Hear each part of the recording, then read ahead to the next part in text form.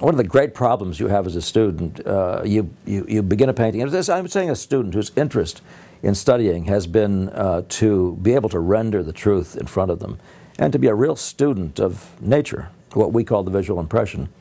And one of the things that happens to you as you do that is you find yourself all of a sudden, before you even know it, you've got like 40 problems. You have no idea where you are. You got this wrong and that wrong. You have no idea where to begin to bring the thing back around again.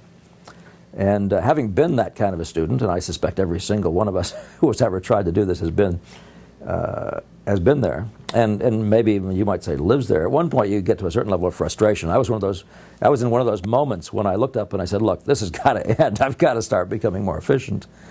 And that was when I woke up to what the visual order actually is. I was looking for what I should put down first, and why, and how much work I should do with it, because I didn't want to have to keep on retracing my steps. Now, little did I know you can't ever get away from retracing your steps exactly. On the other hand, I found that in combination with that, at that time, I found a really interesting concept coming from Ang, who said, start slow so you can finish fast. And which meant this methodical getting of those major things well organized. And everybody's heard, the goal is to get the big proportions and the main line, the big angles, the gesture. But where do you go? Where do you start first? And so one day I just began to say, why don't I start with what's most obvious? I'd heard things like about blurring your eyes and drawing as if you were coming out of a fog. I don't know how many of you have run into that sort of thing.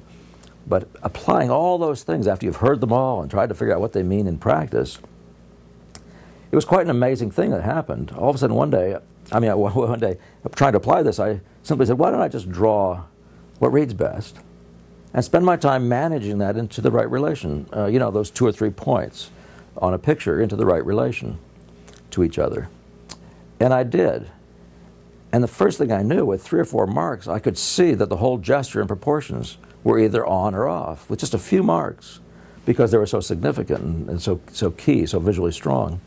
And before I knew it, I began to realize I was drawing like Zorn, Sargent, Sorolla. I mean, it was all right in front of me. Velázquez even to some degree in his later work. And I thought, well, whoa, is it what's going on here? I'm not going to tell you I invented this, because I didn't. All the sort of, quote, secrets were all sitting there in front of me in those quotations I'd heard coming out of a fog and starting slow so you can finish fast and so on.